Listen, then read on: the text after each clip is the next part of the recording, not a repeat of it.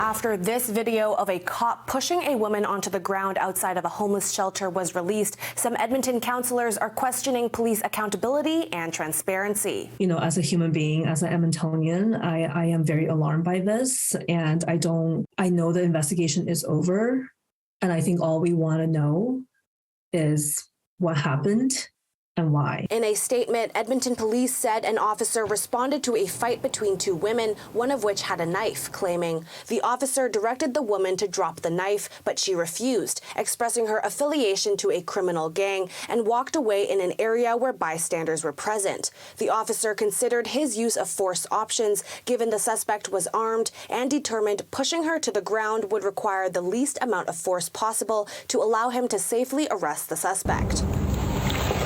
Councillor Karen Tang says the video could harm the relationship between police and the community. When something is released like that in public, it erodes public trust and confidence in our police service. The leader of the police union wrote on Twitter that he supports police body cams 100%, asking the city to please provide funding to purchase the cameras, training for storage or retention of the data for a year, disclosure for the courts, including vetting for privacy laws.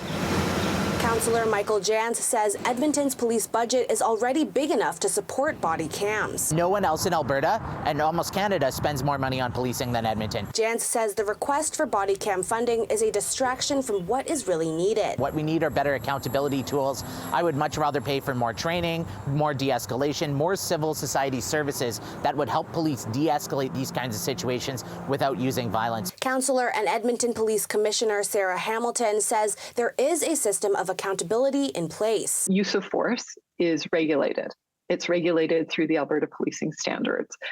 That is overseen by the Director of Law Enforcement, who reports to the Minister of Justice. Hamilton says the public watching the video has the benefit of asking for the full story, a benefit the officer did not have on scene before he decided to act. Last Monday, we collectively mourned the death of somebody who was the victim of a random knife attack.